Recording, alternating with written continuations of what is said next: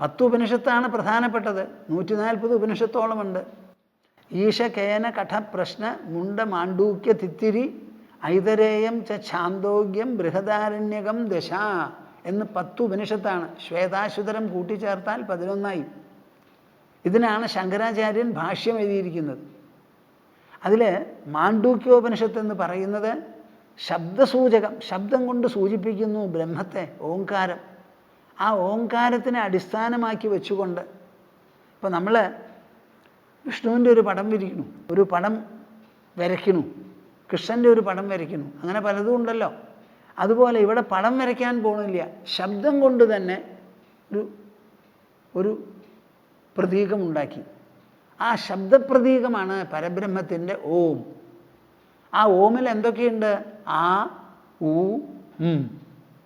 ആ, ആ, ആ. വായ തുറന്ന് പുറപ്പെടുന്ന ശബ്ദമാണ് അകാരം.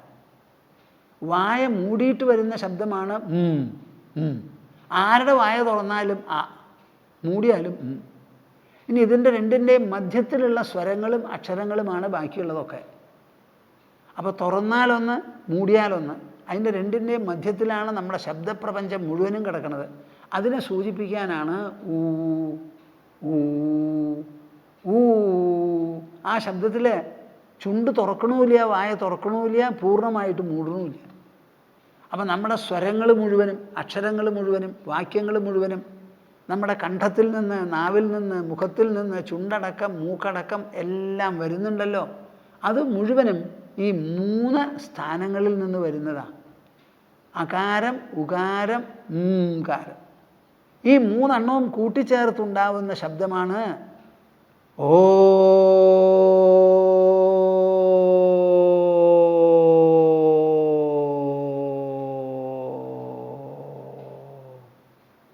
നോക്കൂ അതിൻ്റെ വിശേഷം എന്താണ്. വേറൊരു ഭാഷയിൽ പറഞ്ഞാൽ ഈ ഓംകാരം എന്ന് പറയുന്നത് നമ്മുടെ വായിൽ നിന്ന് പുറപ്പെട്ട് നാം സൂചിപ്പിക്കുന്ന നമ്മുടെ അറിവും അനുഭവവും സൂചിപ്പിക്കാനാണല്ലോ ശബ്ദം. അപ്പോൾ നമ്മുടെ ശബ്ദപ്രപഞ്ചം കൊണ്ട് സൂചിപ്പിക്കുന്ന എല്ലാ അറിവിൻ്റെയും നിദാനമാണ് ഈ ഓംകാരം.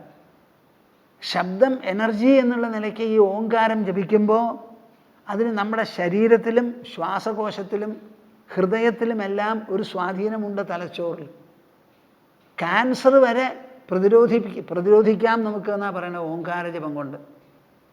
ഹൃദയത്തിൻ്റെ ആയുസ് കൂടുന്നു. ഇവിടെ ഒരു പീനിയൽ ഗ്ലാൻഡ് എന്നൊരു ഗ്ലാൻഡ് ഉണ്ട്, ഒരു 1.5 ഇഞ്ച് ഉള്ളിൽ. അതിൽ നിന്ന് മെലറ്റോണിൻ എന്ന് പറഞ്ഞ ഒരു ദ്രാവകം, ഒരു രസവിസർജനമുണ്ട്. അതിൻ്റെ പ്രവർത്തനം കൂടി ഈ ദ്രാവകം പുറത്ത് കൂടുതൽ വരുമത്രേ. അത് വന്നാൽ അത് ശരീരത്തിന് ആരോഗ്യം കൂട്ടി, സംഘർഷം കുറയ്ക്കാൻ, വാർദ്ധക്യം കുറയ്ക്കാൻ, ക്യാൻസർ തടഞ്ഞു നിർത്താൻ, ഇത് 3-നുമുള്ള സ്വാധീനം ഓംകാര ജപത്തിനുണ്ടെന്ന്. ഇത് ആരാ കണ്ടുപിടിക്കുന്നത്? ആധുനിക ഡോക്ടർമാർ. നമ്മെ സംബന്ധിച്ചിടത്തോളം നമ്മൾ അങ്ങനെ ചിന്തിച്ചിട്ടില്ല, ആയുർവേദമായിട്ട് ബന്ധപ്പെടുത്താതെ. ഈ ഓംകാരത്തിന് നമ്മളുടെ ഹൃദയത്തിൻ്റെ ആരോഗ്യവും ആയുസ്സും വർദ്ധിപ്പിക്കാനുള്ള ഒരു ശക്തിയുമുണ്ടത്രേ. മാണ്ഡൂക്യോപനിഷത്ത് പറയുന്നത് അങ്ങനെയല്ല, ആ വക കാര്യങ്ങൾക്ക് പ്രവേശിക്കുന്നില്ല. ഈ ഓംകാരം എന്ന് പറയുന്നത് ആ, ഉ, എന്ന് പറയുന്ന 3 സ്വരങ്ങൾ കൂടിച്ചേർന്നുണ്ടാവുന്നതാണിത്. ആ 3 എണ്ണം എങ്ങനെ സംയുക്തമായി കൂടിച്ചേർന്ന് ഓംകാരം ഉണ്ടാവുന്നുവോ അതുപോലെ നമുക്കുള്ള 3 അവസ്ഥകളുണ്ട്. ഏതാ 3 അവസ്ഥകൾ? ജാഗ്രത അവസ്ഥ, ഉണർന്നിരിക്കുന്ന അവസ്ഥ. എപ്പോഴാണോ നമ്മുടെ ഇന്ദ്രിയങ്ങൾ മനസ്സിനാൽ പ്രവർത്തിപ്പിക്കപ്പെടുന്നത്, ലോകവസ്തുക്കളുമായിട്ടുള്ള സമ്പർക്കം നടക്കുന്നത്, അതാണ് ജാഗ്രത അവസ്ഥ. ഈ ജാഗ്രത അവസ്ഥ മുഴുവനും മാച്ചു കളഞ്ഞ് നമ്മുടെ ശരീരമുണ്ടെന്ന് പോലും, മനസ്സുണ്ടെന്ന് പോലും, അഹങ്കാരമുണ്ടെന്ന് പോലും അറിയാതെ നാം കുഴഞ്ഞ് അങ്ങനെ കിടന്നുറങ്ങുകയാണ്. നിദ്ര, ഗാഠനിദ്ര, സുഷുപ്തി. അതിൻ്റെ ഇടയിൽ മധ്യത്തിലെ ഈ സുഷുപ്തിയിൽ നിന്ന് വഴുതി നമ്മുടെ മനസ്സ് പ്രപഞ്ചത്തിനെ മുഴുവൻ ഉണ്ടാക്കി ഒരു പുതിയ അവസ്ഥ, ഒരു പുതിയ ലോകത്തെ ഉണ്ടാക്കണം. മനസ്സിൻ്റെ നിർമ്മാണ ശക്തി വെളിപ്പെടുത്തി തരാൻ വേണ്ടി ഉണ്ടാക്കുന്നതാണ്. അതാണ് സ്വപ്നം. അതിൽ അകാരം ജാഗ്രത അവസ്ഥയെ സൂചിപ്പിക്കുന്നു, ഉകാരം സ്വപ്നത്തെ സൂചിപ്പിക്കുന്നു, എന്ന് പറയുന്ന കാരം സുഷുപ്തിയെ സൂചിപ്പിക്കുന്നു. ഈ മൂന്നെണ്ണം ഒറ്റ തിരിഞ്ഞ് നിൽക്കണു. അതിനെ മൂന്നിനെയും കൂട്ടിച്ചേർത്ത് ഒന്നാക്കൂ, ഓങ്കാരം പോലെ. അതാണ് ചതുർത്ഥം, നാലാമത്തതിലേക്ക് എത്താനുള്ള വഴി. അതാണ് ഇവിടെ പറയുന്നത്. അദൃഷ്ടം, അവ്യവഹാര്യം, അഗ്രാഹ്യം, അലക്ഷണം, അചിന്യം, അവ്യപദേശ്യം, ഏകാത്മപ്രത്യയസാരം, പ്രപഞ്ചോപശമം, ശാന്തം, ശിവം, അദ്വൈതം മന്യന്തേ സ ആത്മാ സവിജ്ഞേയഃ. നമുക്ക് മനസ്സിലാക്കാനുള്ളത് ആത്മാവിനെ മാത്രമാണ്. ഞാൻ എന്ന വാക്കുകൊണ്ട് നാം സൂചിപ്പിക്കുന്ന ഉൾസാന്നിധ്യം, ഉൾസത്ത, ഉള്ളസ്മിത, അതിനെയാണ് മനസ്സിലാക്കേണ്ടത്. അത് അദൃഷ്ടമാണ്. കണ്ണുകൊണ്ട് കാണാനോ ഇന്ദ്രിയങ്ങൾ കൊണ്ട് ഗ്രഹിക്കാനോ പറ്റില്ല. അവ്യവഹാര്യം, അതുമായിട്ടൊരു സമ്പർക്കം ഇന്ദ്രിയങ്ങളിലൂടെ ലോകവസ്തുക്കളുമായി നടത്തുന്നത് പോലെ സാധ്യമല്ല. അഗ്രാഹ്യം, അതിനെ ഗ്രഹിക്കാൻ പറ്റില്ല. ആകാശത്തിന് ഗ്രഹിക്കാൻ പറ്റുമോ? പറ്റില്ല. സർവവ്യാപകം. ഇവിടെ ഒരു സാധനമുണ്ട്, അതിനെ ഗ്രഹിക്കുക എന്ന് പറയുമ്പോൾ കയ്യിലെടുത്ത് ഞാൻ ഇങ്ങോട്ട് കൊണ്ടുവന്നു. അപ്പോൾ പരിമിതമായ ഒരു സ്ഥലത്തിരിക്കുന്ന സാധനത്തെ ഞാൻ ഗ്രഹിച്ച് ഇങ്ങോട്ട് എൻ്റേതായി കൊണ്ടുവരിക, അതിനാണ് ഗ്രഹണം എന്ന് പറയുക. നമ്മുടെ ഉള്ളിൽ ഉൾസത്തയായി, ഉൾസാന്നിധ്യമായി ജാഗ്രത, സ്വപ്ന, സുഷുപ്തി അവസ്ഥകളിൽ ഒരുപോലെ നിലനിൽക്കുന്ന ഒരു പൊരുളിനെ നമുക്ക് ഗ്രഹിക്കാൻ പറ്റില്ല. അഗ്രാഹ്യം, അലക്ഷണം. നമ്മുടെ ഇന്ദ്രിയങ്ങൾ കൊണ്ട് കണ്ട് പല ലക്ഷണങ്ങളും, നിറവും മണം, ഗുണങ്ങളൊക്കെ പറയുന്നുണ്ടല്ലോ, അതുപോലെയുള്ള ഒരു ലക്ഷണവും അതിനില്ല. മനസ്സുകൊണ്ട് ചിന്തിച്ച് കണ്ടുപിടിക്കാൻ സാധിക്കില്ല. മനസ്സിനെ ചിന്തിപ്പിക്കുന്നതാണത്. അതുകൊണ്ട് ചിന്ത എന്ന് പറയുന്ന പ്രക്രിയയെ തന്നെ നമ്മൾ നിർത്തണം. അവ്യപദേശ്യം, അതിനെ പറഞ്ഞ് മനസ്സിലാക്കുക സാധ്യമല്ല. നമ്മൾ പറഞ്ഞ് മനസ്സിലാക്കുന്നത് കാണുന്നതും കേൾക്കുന്നതും ഇന്ദ്രിയങ്ങൾ കൊണ്ട് ഗ്രഹിക്കുന്നതുമായ വസ്തുക്കളെയാണ്. ഇത് എല്ലാറ്റിൻ്റെയും പിന്നിൽ ഗ്രഹിപ്പിക്കുന്ന ഒരു ഉൾപ്പൊരുളാണ്. അപ്പം അതിനെ നമുക്ക് പറഞ്ഞ് മനസ്സിലാക്കാൻ സാധിക്കില്ല. എന്നാലോ ഏകാത്മപ്രത്യയസാരം. എന്താ അതിനർത്ഥം? ഞാൻ എന്ന വാക്കുകൊണ്ട് സൂചിപ്പിക്കുന്നുണ്ടല്ലോ, ആ പ്രത്യയം കൊണ്ട്, അതിൻ്റെ സാരാംശമാണത്. അപ്പോൾ അത് ഉണ്ടോ ഇല്ലയോ എന്ന് നിങ്ങൾ സംശയിക്കേണ്ട. ഞാൻ എന്ന് പറയുന്നുണ്ടല്ലോ, അത് ശരീരത്തിൻ്റെ ഉള്ളിലാണല്ലോ. അതിനൊരിക്കലും ഒരു മോശമോ ഒരു കേടോ ഒരു കുറവോ വരണില്ല. പ്രപഞ്ചോപശമം, അതിൻ്റെ അവിടെ അങ്ങോട്ട് എത്തുമ്പോൾ ഈ പ്രപഞ്ചം മുഴുവനും സംലീനമായിരിക്കും, പൂർണ്ണമായും ഉപശമിക്കും. നമ്മുടെ മനസ്സിലാണ് എല്ലാം ഉദിക്കുന്നത്, അവിടെയാണ് അസ്തമിക്കുന്നത്. പകൽ മുഴുവൻ ഉണർന്നിരുന്ന് രാത്രി ഉറങ്ങാൻ വേണ്ടി കിടന്നപ്പോൾ എന്തുണ്ടായി? ആ പകലുള്ളത് മുഴുവൻ നമ്മുടെ മനസ്സിൽ മാച്ചു കളഞ്ഞ് അവിടെ കിടന്നുറങ്ങി. അന്നേ വരെ സ്പന്ദമാനമായിരുന്ന ജാഗ്രത ആ സമയത്ത് മാറ്റപ്പെട്ടു. എന്നിട്ട് കാലും കയ്യും തളർന്ന് നമ്മളങ്ങോട്ട് കിടന്നുറങ്ങി. അതുപോലെ പ്രപഞ്ചത്തിനെ മുഴുവൻ ഉപശമിപ്പിക്കുന്നതാണ്. അതിൻ്റെ സ്വഭാവം ശാന്തമാണത്, ശാന്തതയാണ്. ശിവം മംഗളപ്രദമാണത്. അദ്വൈതം അതൊന്നേ ഉള്ളൂ, രണ്ടില്ല. ചതുർത്ഥം അത് ജാഗ്രതല്ല, സ്വപ്നമല്ല, സുഷുപ്തിയല്ല. ഇത് മൂന്നുമല്ലാതെ ഏതാണോ ജാഗ്രതയിൽ പ്രവേശിച്ച്, സുഷുപ്തിയിൽ പ്രവേശിച്ച്, സ്വപ്നത്തിൽ പ്രവേശിച്ച് ഓരോന്നിനെയും വിട്ട് മറ്റൊന്നിലേക്ക് പോയി ഇങ്ങനെ പോയി വന്നുകൊണ്ടിരിക്കുന്നത് ആ നാലാമത്തതാണ്. 3 റൂമുള്ളൊരു വീടുണ്ടാക്കി നിങ്ങൾ, ഉടമസ്ഥൻ. ആ ഉടമസ്ഥൻ അതിൽ താമസിക്കുക. ആ ആളെവിടെയാണ് താമസിക്കുക? ഈ 3 റൂമിൽ ഏതെങ്കിലും ഒരു മുറിയിലുണ്ടാവും. പക്ഷേ ഒരു മുറി വിട്ട് വേറൊരു മുറിയിലേക്ക് അദ്ദേഹം പോവും. അങ്ങനെ എല്ലാ മുറിയും വിട്ട് വേറെ ഓരോന്നിലേക്ക് പോവും. മുറിയല്ല അദ്ദേഹം, ഉടമസ്ഥൻ മുറിയല്ല. പക്ഷെ 3 റൂമിൽ ഏതെങ്കിലും ഒന്നിൽ അദ്ദേഹം ഉണ്ടാവും. അദ്ദേഹം മുറിയല്ല, അതുകൊണ്ടാണല്ലോ ഒന്നിൽ നിന്ന് വേറെ ഒന്നിലേക്ക് പോകുന്നത്. അങ്ങനെ നാലാമത്തതൊന്നുണ്ട്, ഈ 3 റൂമും അല്ലാത്തൊരു നാലാമൻ. മന്യന്തേ സ ആത്മാ സവിജ്ഞേയ, അതിനെയാണ് ആത്മാ എന്ന് പറയുന്നത്. ആ ആത്മാവിനെയാണ് വിജ്ഞേയ, ഒരു ജ്ഞേയവസ്തു ആക്കി തീർത്ത് ധ്യാനിച്ച് സമാധിസ്ഥനായി സ്വയം അനുഭവം കൊണ്ട് മനസ്സിലാക്കേണ്ടത്. ഇതാണ് ഈ മന്ത്രത്തിനർത്ഥം. അദൃഷ്ടമവ്യവഹാര്യമഗ്രാഹ്യം അലക്ഷണമചിന്യം അവ്യപദേശ്യം ഏകാത്മപ്രത്യസാരം പ്രപഞ്ചോപശമം ശാന്തം ശിവമദ്വൈതം ചതുർത്ഥം മന്യന്തേ സ ആത്മാ സ വിജ്ഞേയ. ഇതാണ് തത്വമസി എന്ന് പറയുന്ന ആ മഹാവാക്യം കൊണ്ട് ശിഷ്യന് ഉപദേശിച്ചു കൊടുക്കുന്നത്. ഭഗവത്ഗീത 10-ാം അധ്യായം വിഭൂതി യോഗത്തിലാണ് നമ്മളിപ്പോൾ നിൽക്കുന്നത്. ഈശ്വരൻ്റെ വിഭൂതികൾ, ഐശ്വര്യങ്ങൾ, വിശേഷ പ്രകടനങ്ങൾ ഇതെല്ലാം എന്തൊക്കെയാണ് എന്ന് പറഞ്ഞ് മനസ്സിലാക്കി കൊടുക്കുകയാണ്. എന്തിനാണ് നമ്മളിത് പറയുന്നത്? എല്ലാം ഈശ്വരനാണെന്ന് ഒരൊറ്റ വാക്കിലോ ഒറ്റ വാക്യത്തിലോ പറഞ്ഞൊപ്പിച്ചാൽ കാണുന്നത് മുഴുവൻ ഈശ്വരനാണെന്ന് വിചാരിക്കാൻ എല്ലാവർക്കും സാധിക്കില്ല. കാര്യം അത് വളരെ എളുപ്പമാണ്, മഹത്താണ്, വളരെയധികം പ്രയോജനപ്പെടുന്നതും അവസാനത്തെ പടിയുമാണ് എന്നുണ്ടെങ്കിലും എല്ലാവർക്കും പെട്ടെന്നത് സാധിക്കില്ല. അപ്പോൾ വിശേഷമായ പ്രകടനങ്ങൾ വല്ലതുമുണ്ടെങ്കിൽ ആ പ്രകടനങ്ങളെ ഒറ്റ തിരിച്ച് കണ്ട് അത് ഈശ്വരനാണെന്ന് വിചാരിക്കാൻ ഒരു നിലയ്ക്ക് എളുപ്പമാണ്. എപ്പോഴും ഇങ്ങനെ ചെയ്യൂ. ഇപ്പോൾ എപ്പോഴും നാമം ജപിക്കൂ എന്ന് പറഞ്ഞാൽ ആരെങ്കിലും ജപിക്കുമോ? ജപിക്കില്ല.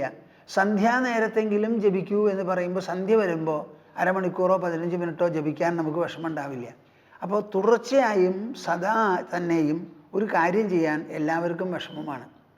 അപ്പോൾ അതിന് വേണ്ടിയിട്ടാണ് എൻ്റെ വിഭൂതികളാണ് എല്ലാം എന്നുള്ളതിരിക്കട്ടെ, എൻ്റെ വിഭൂതികളാണ് ഇന്നന്ന കാര്യങ്ങൾ എന്ന് പറയുമ്പോൾ ആ സംഗതികളെ ചൊല്ലിയെങ്കിലും നമുക്കൊരു ഈശ്വരീയത മനസ്സിൽ തോന്നി തുടങ്ങും എന്നാണ് ഉദ്ദേശം. വേദാനാം സാമവേദോസ്മി ദേവാനാമസ്മി വാസവഃ ഇന്ദ്രിയാണാം മനശ്ശാസ്മി ഭൂതാനാമസ്മി ചേതന എന്നുള്ള ശ്ലോകം പറഞ്ഞുകൊണ്ടിരിക്കുകയാണ് നമ്മൾ. അതിൽ സാമവേദത്തിൽപ്പെട്ട തത്വമസി എന്ന് പറയുന്ന മഹാവാക്യത്തെക്കുറിച്ചാണ് വിവരിച്ചത്. ആ മഹാവാക്യം എത്രത്തോളം നമ്മൾ അറിയേണ്ടതായ സത്യത്തെ സൂചിപ്പിക്കുന്നു എന്ന് പറഞ്ഞു. ആ സത്യം എന്താണ് എന്നും പറയണ്ടായി. അതിനെ പൂർണ്ണമായി വിവരിക്കുന്നതാണ് മാണ്ഡൂക്യോപനിഷത്തിലെ 11-ാമത്തെ മന്ത്രം. ഇതൊക്കെ ഞാൻ പറഞ്ഞ് അവസാനിപ്പിച്ചു. ഇനി ഉപനിഷത്തിൽ തന്നെ നമുക്ക് ഒന്നും കൂടി തിരഞ്ഞു നോക്കുക. എന്താണ് ഈ ഈശ്വരൻ, എന്താണ് ഈ സത്യം? ഇത് നമുക്ക് വ്യക്തമായിട്ടൊന്ന് മനസ്സിലാവണം. അത് മനസ്സിലാകാൻ പുറപ്പെടുന്ന സമയത്ത് ശ്വേതാശ്വതരോപനിഷത്തിൽ ഒരു ശ്ലോകമുണ്ട്, വളരെ വിശേഷപ്പെട്ടതാണ്. അതിലൊരു ഭാഗത്ത് ദേവൻ എന്ന് പറയുന്നു, പിന്നെ ഒരു ഭാഗത്ത് ചേതന എന്ന് പറയുന്നു. എല്ലാം കൂട്ടിപ്പിടിച്ച് വളരെ വ്യക്തമാക്കുന്ന ഒരു ശ്ലോകമാണത്. ഏകോ ദേവഃ സർവഭൂതേഷു ഗൂഢഃ സർവവ്യാപി സർവഭൂതാന്തരാത്മാ കർമാധ്യക്ഷഃ സർവഭൂതാധിവാസഃ സാക്ഷി ചേത കേവലോ നിർഗുണശ്ച. ഈ ശ്ലോകം ഞാൻ കണ്ട കാലം മുതൽക്ക് പതിവ് പോലെ കൊൽക്കത്തയിൽ ഇരിക്കുമ്പോഴാണ് ഇത് കണ്ടുപിടിച്ചത്. അന്ന് മുതൽക്ക് ഇത് എൻ്റെ മനസ്സിൽ വളരെ സ്ഥാനം പിടിച്ചിട്ടുള്ള ഒരു ശ്ലോക. ഒരു സംശയവുമില്ല, ദേവൻ അല്ലെങ്കിൽ ദൈവം എന്താണ്, എവിടെയാണ്, എത്രയാണ്, എങ്ങനെയാണ് സമീപിക്കേണ്ടത് മുഴുവനും വ്യക്തമാക്കുന്ന ഒരു ശ്ലോകമാണ്. ഏകോ ദേവഃ, ദേവൻ ദൈവം എല്ലാം കൂടി ഒന്നേ ഉള്ളൂ. ഇതിങ്ങനെ പറയേണ്ട ആവശ്യമുണ്ടോ സ്വാമിജി? ഇത് മാത്രമേ പറയേണ്ട ആവശ്യമുള്ളൂ. ഒരു ദൈവമേ ഉള്ളൂ എന്ന് എല്ലാവരും സമ്മതിക്കുമെങ്കിലും ദൈവത്തിൻ്റെ പേരിൽ നാം എത്ര സ്ഥലങ്ങളിൽ എന്തിൻ്റെയൊക്കെ മുൻപിലാണ് ചെന്ന് നിൽക്കുന്നത്. എന്തെല്ലാം കഥകളും കഥാവിശേഷങ്ങളുമാണ് നമുക്കുള്ളത് ദൈവത്തെ സൂചിപ്പിക്കാനായി. ഇപ്പോൾ നമ്മുടെ ക്ഷേത്രം തന്നെ വൈഷ്ണവ ക്ഷേത്രങ്ങൾ, ശൈവക്ഷേത്രങ്ങൾ, ദേവീക്ഷേത്രങ്ങൾ, പല ക്ഷേത്രങ്ങളുമുണ്ട്. ഇതിലെല്ലാറ്റിലും പോയി വരുന്നത് പുണ്യമാണെന്ന് വിചാരിച്ച് നാം പോകാറുമുണ്ട്. അങ്ങനെയൊക്കെ ആണെങ്കിലും ഇതിൻ്റെ അവസാന പടി എവിടെയാണ്? ഇതൊരു മുറിവിട്ട് ഒരു കെട്ടിട്ട് അങ്ങോട്ട് മുറുക്കുക എന്ന് ചോദിച്ചാൽ ഏകോ ദേവഃ, ദേവൻ വാസ്തവത്തിൽ ഒന്നേ ഉള്ളൂ. ആ ദേവൻ എവിടെയാണ് ഉള്ളത്? പ്രത്യേക ഒരു സ്ഥലത്താണോ? അല്ല. സർവഭൂതേഷു ഗൂഢഃ, എല്ലാ ഭൂതങ്ങളിലും ഗൂഢമായി കുടികൊള്ളുന്നവനാണ്. എന്താ അവിടെ ഗൂഢശബ്ദത്തിനർത്ഥം? നമ്മൾ കണ്ണുകൊണ്ട് നോക്കിയാൽ കാണുന്നത് എല്ലാ വസ്തുവിൻ്റെയും പുറമേയുള്ള സ്ഥൂല രൂപമാണ്. ഈ പുറമേയുള്ള സ്ഥൂലരൂപം അവിടെയല്ല ഈ ദൈവം എന്ന് പറയുന്ന ആ സത്യത്തെ കണ്ടെത്താൻ സാധിക്കുക. അതിൻ്റെ ഉള്ളിൽ സൂക്ഷ്മമായി കുടികൊള്ളുന്നതാണ്, സർവവ്യാപിത്വത്തോടു കൂടി കുടികൊള്ളുന്നതാണ് ഈശ്വരൻ എന്ന് പറയുന്ന ആ സത്താവിശേഷം. ഏകോ ദേവഃ സർവഭൂതേഷു ഗൂഢഃ. വിഭൂതികളെ പറ്റിയിട്ടാണ് നമ്മളിവിടെ പറയുന്നത്. ഈ ഒരു ശ്ലോകം വെച്ച് നോക്കുമ്പോഴോ എല്ലാ ഭൂതങ്ങളിലും ഒരുപോലെ നിഗൂഢമായി കിടക്കുന്നു ഈ സത്യം എന്ന്. അപ്പോൾ ഒരു ഭൂതത്തിനെയും ഒഴിച്ചു നിർത്താനില്ല. എലിയാകട്ടെ, പൂച്ചയാകട്ടെ, കൊതുവാകട്ടെ, മൂട്ടയാകട്ടെ, പുഴുവാകട്ടെ, പക്ഷിയാകട്ടെ, ഇഴജന്തുക്കളാകട്ടെ, മനുഷ്യനാകട്ടെ, ആനയാകട്ടെ, എന്തെല്ലാം ഉണ്ടോ ഭൂതങ്ങൾ, ഇനി പഞ്ചഭൂതങ്ങളെ ഒറ്റ തിരിച്ചെടുത്താലോ എല്ലാറ്റിലുമുണ്ട് നിഗൂഢമായി ഈശ്വര സത്താവിശേഷം സ്ഥിതി ചെയ്യുന്നു. അങ്ങനെ എല്ലാ ഭൂതങ്ങളിലും ഉണ്ടെങ്കിൽ അതിന് സർവവ്യാപിത്വം നിശ്ചയമാണ്, നിശ്ചിതമാണ്. സർവവ്യാപി. അപ്പോൾ ഈശ്വരൻ്റെ പേര് പറഞ്ഞ് ഒരു പ്രത്യേക സ്ഥലത്തേക്ക് നമ്മൾക്ക് കുതിക്കേണ്ട ആവശ്യമില്ല. എല്ലാ ദിക്കിലും വ്യാപിച്ചു കിടക്കുന്നതാണ് സർവഭൂതാന്തരാത്മാ. എല്ലാ ഭൂതങ്ങളിലും അന്തരാത്മാവായി സ്ഥിതി ചെയ്യുന്നു. ഈ അന്തരാത്മാ എന്നുള്ള വാക്കിന് എന്താ അർത്ഥം? നമ്മൾ ആത്മാ എന്ന് പറയുന്നത് നമ്മുടെ ഉള്ളിൽ നശിക്കാതെ എല്ലാ കാലത്തും സ്ഥിതി ചെയ്യുന്ന ഒരു സത്താവിശേഷം. അത് ഉണ്ടെന്ന് മാത്രമല്ല, അത് ഞാൻ ഉണ്ടെന്ന് ഉണർത്തി തരുന്നുണ്ട്. നമുക്ക് ഞാൻ ഒരു വാക്ക് നമ്മൾ പറയുന്നുണ്ടല്ലോ, ഇത് എന്തിനും സൂചിപ്പിക്കുന്നതാ? എന്തോ ഒന്ന് നമ്മുടെ ഉള്ളിലുള്ളതാ. ഞാൻ എന്ന് പറയാൻ ഒരാളും മടിക്കാറില്ല. ഞാൻ എന്ന് പറയും. അപ്പം ഞാൻ എന്ന് പറയുമ്പോൾ എന്തോ ഒന്ന് നമ്മുടെ ഉള്ളിലിരുന്നു കൊണ്ട് ഞാനിവിടെ ഉണ്ട് എന്ന് വ്യക്തമാക്കി നമ്മളെ സൂചിപ്പിക്കുന്നുണ്ടല്ലോ. അതുകൊണ്ടല്ലേ പറയുന്നത്. അപ്പോൾ സർവഭൂത അന്തരാത്മാവായി ഞാൻ എന്ന പദം കൊണ്ട് സൂചിപ്പിക്കുന്ന സ്ഥിതിവിശേഷമോ സാന്നിധ്യമോ എന്തോ അതാണ് ആത്മാവ്. അങ്ങനെയൊന്നും ഉള്ളത് കൊണ്ടാണല്ലോ പറയുന്നത്.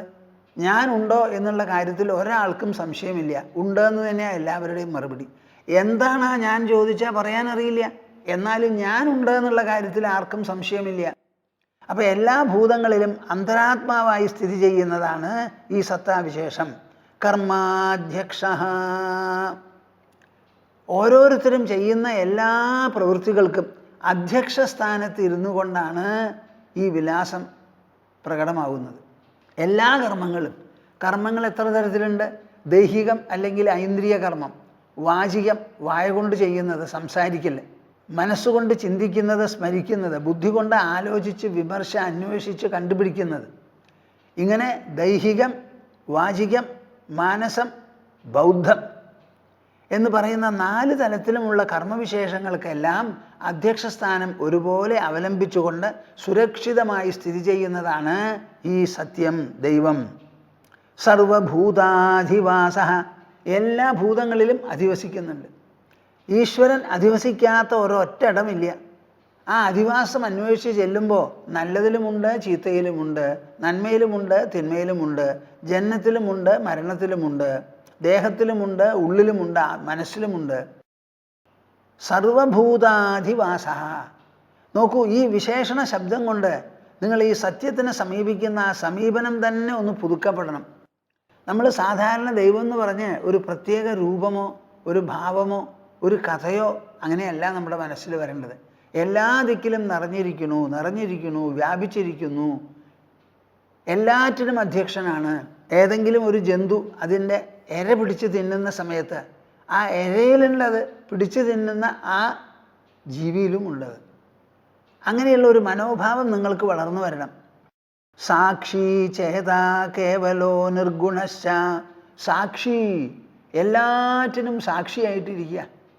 സാക്ഷി സ്ഥാനം വിട്ട് ചെയ്യുന്ന പ്രവൃത്തികളിലെല്ലാം ലിപ്തമായി അതിൽ കുടുങ്ങി അലിഞ്ഞ് അങ്ങോട്ട് പോകുന്നില്ല. സാക്ഷി എന്നുള്ള വാക്കിനർത്ഥം എന്തെല്ലാം പ്രവൃത്തികളോ പരിണാമങ്ങളോ സംഭവിക്കുന്നുണ്ടോ അവയ്ക്കെല്ലാറ്റിനും സാക്ഷിയായി നോക്കിക്കാണുന്നു എന്നാണ് അവിടെ സത്യം. അതിൽ അകപ്പെടുന്നില്ല, ഉൾപ്പെടുന്നില്ല, പരിണമിച്ചു പോകുന്നില്ല, എല്ലാറ്റിനും സാക്ഷിയായിരിക്കുന്നു. അങ്ങനെയുള്ള ഒരു സാധനത്തിനെ പറ്റി എന്ത് പറയണം?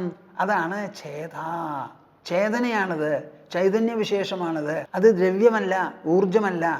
ദ്രവ്യോർജങ്ങളെ ഉജ്ജീവിപ്പിച്ച് നിർത്തുന്ന വിശേഷപ്പെട്ട ഒരു ജീവചൈതന്യമാണത്. ചേത കേവലോ നിർഗുണശ്ച. അതൊന്നു മാത്രമേ ഉള്ളൂ, കേവലമാണ്. അതാണ് കൈവല്യം, മോക്ഷം എന്നൊക്കെ പറയണത്. കേവലീഭാവം. കേവലോ നിർഗുണശ്ച. ഈ പ്രകൃതി മുഴുവനും ഗുണമയമാണല്ലോ. സത്വം, രജസ്, തമസ് എന്ന് പറയുന്ന 3 ഗുണങ്ങൾ അടങ്ങുന്നതാണ് പ്രകൃതി. അതിൽ സത്വഗുണത്തിൽപ്പെട്ടതാണ് അറിവ്, അനുഭവം മുതലായതൊക്കെ. രജോ ഗുണത്തിൽപ്പെട്ടതാണ് പ്രവൃത്തി പ്രവർത്തന ഹേതുക്കൾ, തമസിൽപ്പെട്ടതാണ് ആലസ്യം, നിദ്ര, അജ്ഞാനം എന്ന് പറയുന്നതൊക്കെ. അങ്ങനെ ഒരു തരത്തിലുള്ള ഗുണവിശേഷങ്ങളും അതിനില്ല, നിർഗുണമാണത്.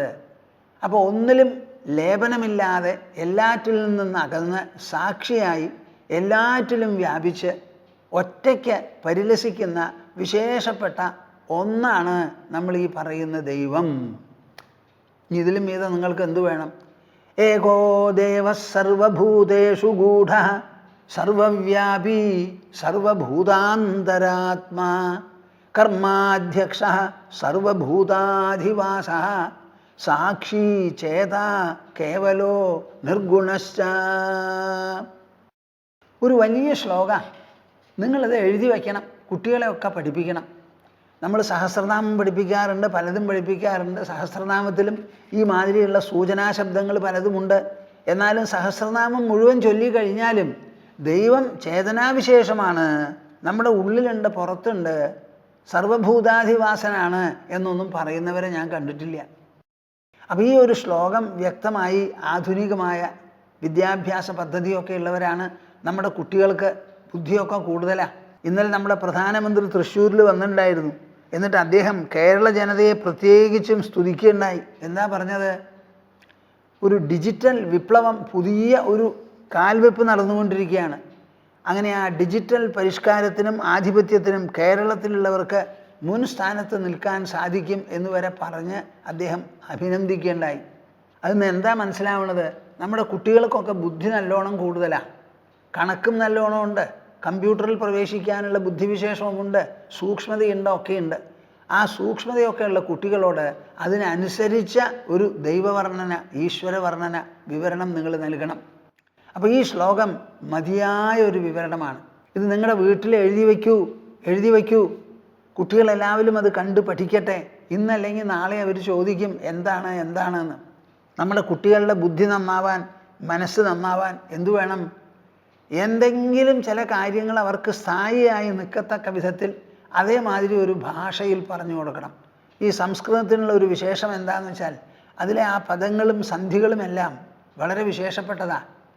ചില സമസ്ത പദത്തിനെ തേടി മാസങ്ങളോളം കൊല്ലങ്ങളോളം ചിന്തിക്കുന്നതായ പണ്ഡിതന്മാർ വരെ നമ്മുടെ ഇടയിലുണ്ട്.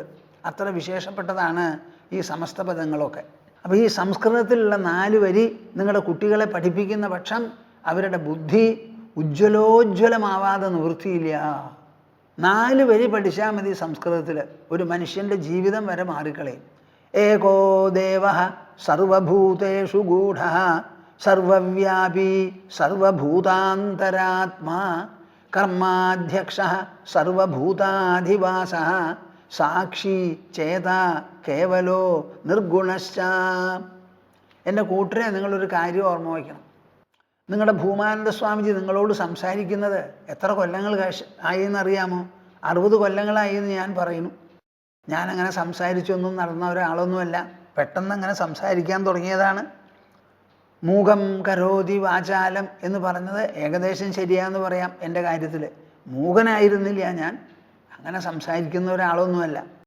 ആദ്യമേ മുതൽക്ക് ഗുരുവിൻ്റെ അടുത്ത് നിന്ന് ദീക്ഷ കിട്ടിയത് മുതൽക്ക് സാധന ചെയ്യും, പുസ്തകം വായിക്കില്ല. സാധന ചെയ്ത് അനുഭവം കൊണ്ട് നേടേണ്ടതാണ് ഈ പൊരുൾ എന്നെനിക്കറിയാം. അങ്ങനെ പോരെ ചോദിച്ചപ്പോൾ മതി എന്ന് പറഞ്ഞു. അങ്ങനെ ധ്യാനം, തീവ്രമായ തപസ്, ആ തപസ് ചെയ്തുകൊണ്ട് അങ്ങനെ കൂടി അനുഭവം ഉള്ളപ്പോൾ പിന്നെ പറയാനായിട്ട് അത്യാവശ്യം വാക്കുകളൊക്കെ നമുക്ക് അറിയാമല്ലോ. സാധാരണ നിലയ്ക്കുള്ള പഠിപ്പൊക്കെ ഉണ്ടെങ്കിൽ മതി. അങ്ങനെ ശാസ്ത്രപാണ്ഡിത്യത്തോട് വൈമുഖ്യത്തോടു കൂടി ആണ് ഞാൻ ഈ മാർഗത്തിൽ പ്രവേശിച്ചത്. അങ്ങനെയുള്ള ഒരാൾ ഒരു 1.5 കൊല്ലം 2 കൊല്ലം കഴിയുമ്പോഴേക്കും നമ്മുടെ ചിരപുരാതനമായ ശാസ്ത്രം അതേപടിക്ക് വായിച്ച് മനസ്സിലാക്കണം എന്ന് തോന്നി. അതിൽ വെള്ളം ചേർത്ത് വായിക്കണം എന്നുള്ള അഭിപ്രായമില്ല.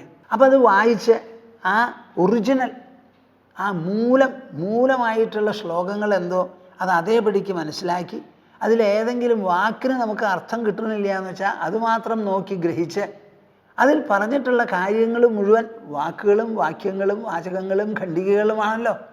അപ്പോൾ അതിൽ പറഞ്ഞത് നോക്കി മനസ്സിലാക്കി ചിന്തിച്ച് സ്വയം അർത്ഥമാക്കി എടുക്കുക, അനുഭവത്തോടു കൂടി ഒപ്പിച്ച് തട്ടിച്ച് നോക്കുക. അങ്ങനെ അനുഭവം ഒരു ഭാഗത്ത്, ശാസ്ത്രവാക്യങ്ങൾ മറുഭാഗത്ത്, അതിൽ നിന്ന് കിട്ടുന്ന വെളിപാടും സൂചനയും എല്ലാം മറുഭാഗത്ത്. ഇതെല്ലാം കൂടി പൊരുത്തപ്പെടുത്തി എൻ്റെ ഉള്ളുകൊണ്ട് തന്നെയാണ് ഇത് മുഴുവനും വികസിച്ചുണ്ടായിരിക്കുന്നത്. വികാസം എന്ന് പറയാമെങ്കിൽ. എന്തിനാ ഞാനിത് പറഞ്ഞത്? അന്ന് ഞാൻ പഠിച്ചതാണ് ഈ ശ്ലോകം. ആ പഠിച്ച ശ്ലോകം ഒരു 63-64 കൊല്ലമായി എൻ്റെ ഉള്ളിൽ പോകാതെ മായാമുദ്രണമായി കിടക്കുന്നു അവിടെ. ഇതാണ് പഠിപ്പിൻ്റെ വിശേഷം.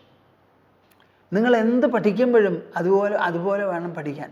വെറുതെ പുസ്തകങ്ങൾ വായിക്കരുത്, ആവശ്യത്തിന് വായിക്കുക, കനപ്പെട്ടത് വായിക്കുക. നമ്മൾക്ക് ഉള്ള അറിവ് വിട്ട് പുതിയ അറിവ് പ്രദാനം ചെയ്യാൻ പറ്റുന്ന ഗ്രന്ഥങ്ങൾ തിരഞ്ഞെടുത്ത് വായിക്കുക. വെറുതെ വായിക്കരുത്.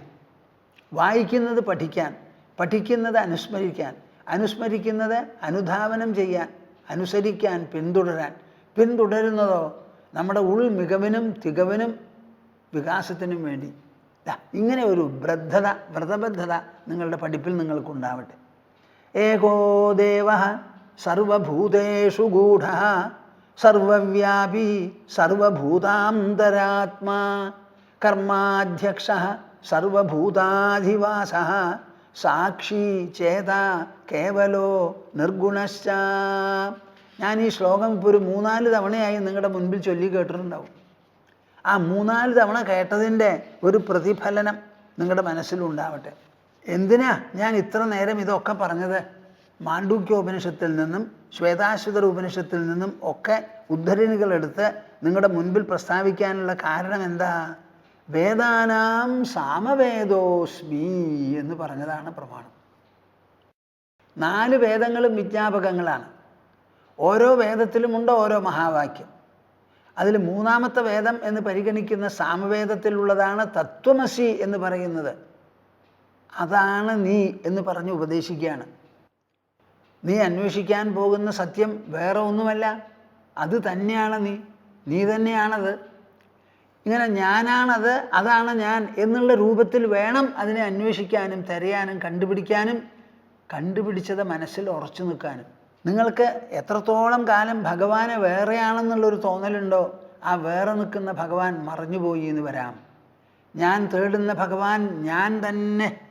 ഞാൻ എന്നെ വിസ്മരിക്കില്ല. വിസ്മരിക്കണമെങ്കിൽ വിസ്മരിക്കുന്ന ഒരാൾ വേണം. ഞാൻ ഉള്ളപ്പോഴാണ് മറ്റൊന്നിനെ വിസ്മരിക്കുന്നത്, മറക്കുന്നത്. എനിക്ക് എന്നെ മറക്കാൻ പറ്റില്ല. മറക്കുന്ന ഒരാളുണ്ടെങ്കിലേ മറവ സംഭവിക്കൂ. അപ്പം എല്ലാറ്റിനും കർത്താവായി, സാക്ഷിയായി, അടിവരയായി നിൽക്കുന്ന വിശേഷപ്പെട്ട ഒരു ചൈതന്യമുണ്ട്. ആ ചൈതന്യം നീ തേടുന്നതാണ്, അത് തന്നെയാണ് എന്ന് ഉപദേശിക്കുന്ന മഹാവാക്യമാണത്. ദേവാനാമസ്മി വാസവഃ. 2-ാമത്തെ വരി. ദേവന്മാരിൽ വെച്ച് വാസവൻ ഇന്ദ്രനാണ്. നമുക്ക് ദേവന്മാർ എന്നൊരു സങ്കല്പമുണ്ട്. ആ ദേവന്മാർക്ക് വേണ്ടിയാണ് വേദത്തിലെ പല മന്ത്രങ്ങളും നാം ചെയ്യുന്ന ആഹുതികളുമെല്ലാം ഇന്ദ്രായ, ഇന്ദ്രന് വേണ്ടി, ഇത് ന മമ, എനിക്ക് വേണ്ടിയല്ല എന്നൊക്കെ പറയും. അപ്പം നമ്മൾക്ക് ദേവന്മാരുടെ പരിഗണനയിൽ ഇന്ദ്രനാണ് പ്രഥമനായിട്ട് വരാറുള്ളത്. അപ്പം ആ ഇന്ദ്രനാണ് ഞാൻ. ഇന്ദ്രിയാണാം മനശ്ചാസ്മി. കേൾക്കുന്നുണ്ടോ നിങ്ങൾ? ഇന്ദ്രിയാണാം മനശ്ചാസ്മി. സാധാരണ ഇന്ദ്രിയങ്ങൾ എന്നുള്ള വാക്കിന് എന്താ അർത്ഥം? നമ്മുടെ ശരീരത്തിൽ ഘടിപ്പിച്ചിട്ടുള്ളതും ശരീരമല്ലാത്ത മറ്റു വസ്തുക്കളോട് സമ്പർക്കം പുലർത്തി അവയെ ഉദ്ബോധിപ്പിച്ച് വിജ്ഞാപക രൂപത്തിൽ മനസ്സിലാക്കി തരുന്ന, ഉണർത്തി തരുന്നതാണ് ഇന്ദ്രിയങ്ങൾ. അതിൽ 5 ഇന്ദ്രിയങ്ങളാണ് ഉണരുന്നത്. 5 ഇന്ദ്രിയങ്ങൾ സമ്പർക്കം പുലർത്തുന്നു പ്രവൃത്തിയിലൂടെ. ആ ഇന്ദ്രിയങ്ങളിൽ വെച്ച് മനസ്സാണ് ഞാൻ. അപ്പോൾ ഇന്ദ്രിയങ്ങൾ എങ്ങനെ എല്ലാറ്റിനെയും വെളിപ്പെടുത്തി തരുന്നുവോ ബാഹ്യവസ്തുക്കളെ, അതുപോലെ മനസ്സ് ഇന്ദ്രിയങ്ങളെ അടക്കം ബാഹ്യവസ്തുക്കളെയും എല്ലാറ്റിനെയും വെളിപ്പെടുത്തി തരുന്നു. ഞാൻ എപ്പോഴും പറയുന്നുണ്ട്, കണ്ണുകൊണ്ട് നാം കാണുന്നു. എന്നാൽ ഈ കാഴ്ച കണ്ണുകൊണ്ട് സ്വതന്ത്രമായി നടക്കുന്നതാണോ? അല്ല. കണ്ണിനെ കൊണ്ട് കാണിപ്പിക്കാൻ അല്ലെങ്കിൽ കാട്ടിത്തരാനായി മനസ്സവിടെ വേണം. ഉറങ്ങിക്കിടക്കുന്ന ആളുടെ കണ്ണിൽ ദർശനമുണ്ടാവില്ല, ഉണർന്നിരിക്കുന്നവനേ പറ്റുള്ളൂ. അപ്പം കണ്ണിനെ ഉണർത്തി പോള തുറന്ന് കാണാനുള്ള സ്ഥലത്തിലേക്ക് നോക്കി അതിൻ്റെ ഛായകൾ ഉള്ളിൽ പതിയും വിധം പ്രകാശകിരണങ്ങൾക്ക് സ്ഥാനം കൊടുത്ത് അങ്ങനെ പ്രവർത്തിപ്പിക്കുന്ന ഒരു മനസ്സുണ്ടെങ്കിലേ ഈ ഇന്ദ്രിയങ്ങൾ ഉപാധിയോ സഹായമോ ആയി നമ്മെ സഹായിക്കുള്ളൂ. അപ്പോൾ ഇന്ദ്രിയങ്ങൾക്കെല്ലാം ഇന്ദ്രിയാണാം മനശ്ശാസ്മി. ഏത് ഇന്ദ്രിയം പ്രവർത്തിക്കുന്നുണ്ടോ ആ പ്രവർത്തനം സ്വതന്ത്രമല്ല, മനസ്സിൽ അപേക്ഷിച്ച് നടക്കുന്നതാണ്. വെളിപ്പെടുത്തുന്നത് വാസ്തവത്തിൽ ഇന്ദ്രിയമല്ല, മനസ്സാണ്. ആ മനസ്സ് ഇന്ദ്രിയങ്ങളെ കൂട്ടുപിടിക്കണു, പ്രവർത്തിപ്പിക്കണു എന്ന് മാത്രമേ ഉള്ളൂ. ഇപ്പം കാലിന് നടക്കാൻ പറ്റുമോ? പറ്റില്ല. എൻ്റെ മനസ്സിൽ ഞാൻ വിചാരിക്കണം കാലുണ്ട്, നടക്കണം എന്ന് പറഞ്ഞ് കാലെടുത്ത് വയ്ക്കണം. അപ്പോൾ കാല് സ്വയം നീങ്ങില്ല, നീക്കിയാലേ നീങ്ങുള്ളൂ. അതുപോലെ സർവ്വ ഇന്ദ്രിയങ്ങൾക്കും ഹേതുഭൂതമായി കാരണഭൂതമായിരിക്കുന്ന ഇന്ദ്രിയം തന്നെ മനസ്സ് എന്ന് പറയാം. അപ്പം മനസ്സില്ലാതെ ഇന്ദ്രിയങ്ങളില്ല. ഒന്നാം ഇന്ദ്രിയം മനസ്സ്, അവസാന ഇന്ദ്രിയം മനസ്സ് എന്ന് വരെ വേണമെങ്കിൽ പറയാം. ഇന്ദ്രിയാണാം മനസ്സാസ്മി, അതാണ് മനസ്സിനെ ആറാമത്തെ ഇന്ദ്രിയം എന്ന് വരെ പരിഗണിക്കാറുണ്ട്. ഇന്ദ്രിയം എന്ത് ചെയ്യുന്നുവോ അത് തന്നെയാണ് മനസ്സും ചെയ്യുന്നത്. ഇന്ദ്രിയങ്ങൾ വസ്തുക്കളെ വെളിപ്പെടുത്തുന്നു, ആ ഇന്ദ്രിയങ്ങളെയും വസ്തുക്കളെയും വെളിപ്പെടുത്തുന്നു മനസ്സ്. അപ്പോൾ വിജ്ഞാപകത്വം മാത്രമേ ഇന്ദ്രിയങ്ങൾക്കും മനസ്സിനുമുള്ളൂ. അതുകൊണ്ട് മനസ്സിനെ ഇന്ദ്രിയം എന്ന് പറയുന്നതിൽ തെറ്റില്ല. ഇന്ദ്രിയാണാം മനസ്സാസ്മി ഭൂതാനാം അസ്മി ചേതന. ഇതെങ്ങനെയാ പറഞ്ഞ് മനസ്സിലാക്കുക? ഭൂതങ്ങളിൽ വെച്ച് ചേതനയാണ് ഞാൻ എന്ന് പറഞ്ഞാൽ എന്താ അർത്ഥം? നമ്മൾ സാധാരണ പറയും പഞ്ചഭൂതങ്ങളുണ്ട്. ലോകം മുഴുവനും പഞ്ചഭൂതങ്ങളുടെ പ്രകടനമാണ്, വിലാസമാണ്. പഞ്ചഭൂതങ്ങളിൽ പെട്ടതാണ് ഭൂമി, വെള്ളം, വായു, അഗ്നി, ആകാശം. ഇത് അഞ്ചും ജഡമാണ്. ജഡമല്ലാത്ത ഒന്നാണ് ചേതന. അപ്പം ഭൂതങ്ങളിൽ വെച്ച് ചേതനയാണ് ഞാൻ എന്ന് പറയുമ്പോൾ അതിനെന്താ അർത്ഥം? ആലോചിച്ച് നോക്കൂ നിങ്ങൾ. നമ്മൾ ഭൂതങ്ങൾ ഉണ്ട് എന്ന് പറയണമെങ്കിൽ അവിടെ ചേതനാംശം കൊണ്ട് വേണം പറയാൻ. ഭൂതങ്ങൾ സ്വയം വെളിപ്പെടുത്തില്ല. ഇപ്പം നമുക്കൊരു ശരീരമുണ്ട്, ശരീരം പറയുന്നുണ്ടോ മനുഷ്യ താൻ കേൾക്കുക ഞാനുണ്ടെന്ന് പറയുന്നില്ലല്ലോ. ശരീരമുണ്ടെന്ന് നമുക്കുള്ള തോന്നലും അനുഭവവും ഉണർവുമാണ്. അപ്പം എന്ത് ഭൂതമുണ്ടെങ്കിലും ആ ഭൂതത്തിനെ വെളിപ്പെടുത്താനായി ഒരു ചേതന, ഒരു ഉണർവ് ആവശ്യമാണ്. അപ്പം ചേതനയില്ലാതെ ഭൂതങ്ങൾ ഉണ്ടാവില്ല. പഞ്ചഭൂതങ്ങൾ ഉണ്ട് എന്ന് പറയണമെങ്കിൽ പഞ്ചഭൂതങ്ങളെ വെളിപ്പെടുത്തുന്ന ഒരു ചേതന അവിടെ വേണം. അപ്പം എല്ലാ ഭൂതങ്ങളിലും അവയെ വെളിപ്പെടുത്തുന്ന ചേതനയാണ് ഞാൻ. എന്തൊന്ന് ഉണ്ട് എന്ന് പറയുന്നുവോ ആ ഉണ്മയെ വെളിപ്പെടുത്താനായി ഒരു ഉണർവ് അവിടെ വേണം. ആ ഉണർവില്ലാതെ ഒരു ഉണ്മയെപ്പറ്റി ചിന്തിക്കാനോ ഭാവന ചെയ്യാനോ ഉണരാനോ നമുക്ക് സാധിക്കില്ല. അപ്പം ഭൂതങ്ങളിൽ നിന്ന് അത്രത്തോളം അഭേദ്യമായി നിൽക്കുന്നതാണ് വാസ്തവത്തിൽ ഈ ഉണർവ്, ചേതന.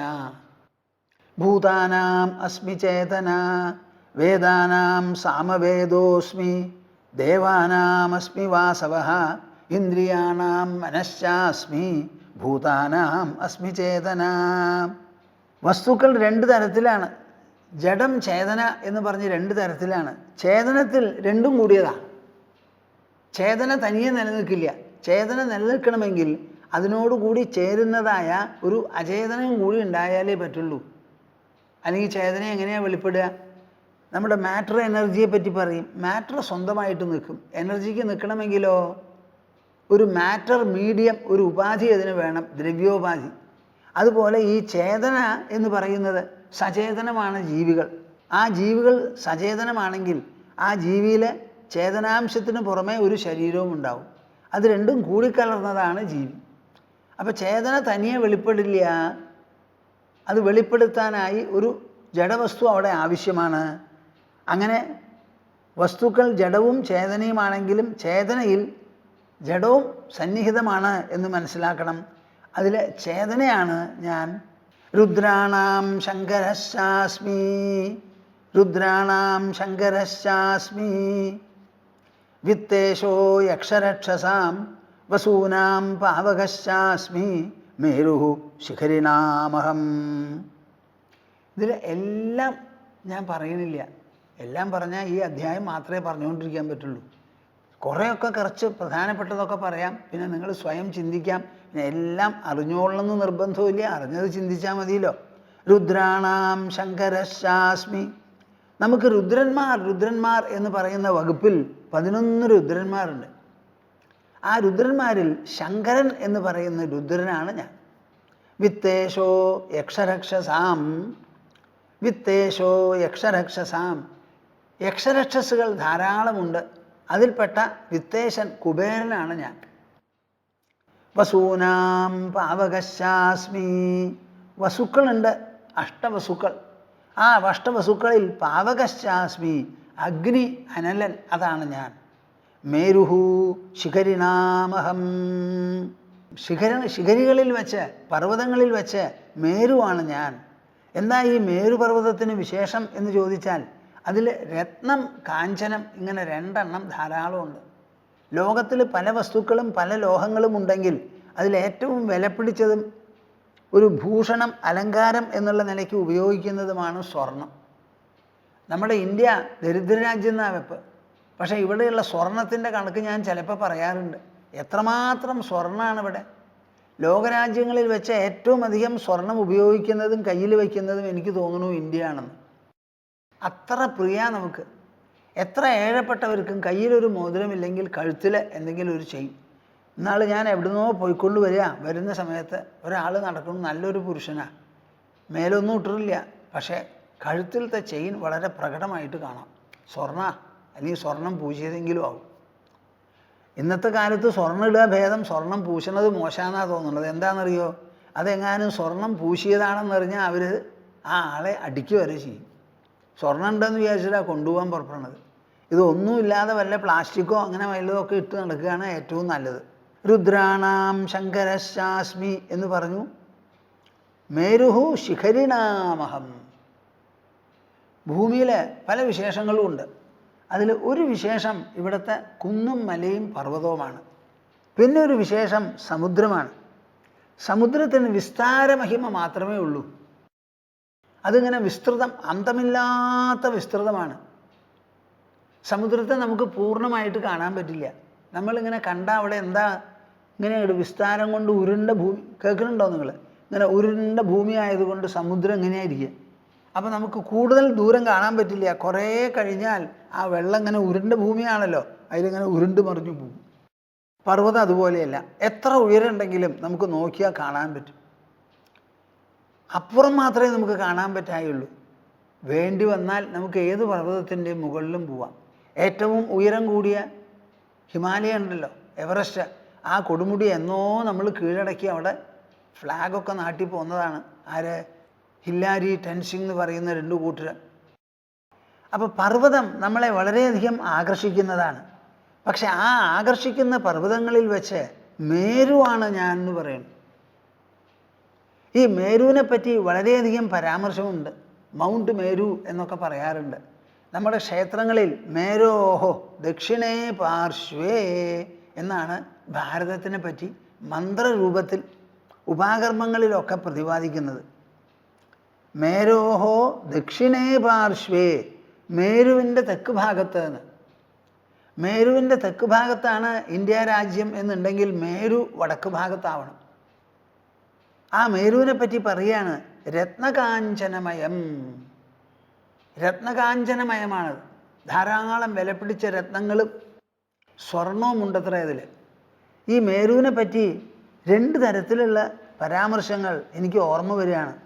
കുട്ടിക്കാലത്ത് പഠിച്ചത് വെച്ചുകൊണ്ടാണ് പറയുന്നത്. അസ്തി ശ്രിയ സദ്മസുമേരുനാമ സമസ്ത കല്യാണ നിധിർഗിരീന്ദ്ര തിഷ്ഠന്നിദം വിശ്വമനുപ്രവിശ്യ സ്വേനാത്മന വിഷ്ണുരിവോർജിതേന.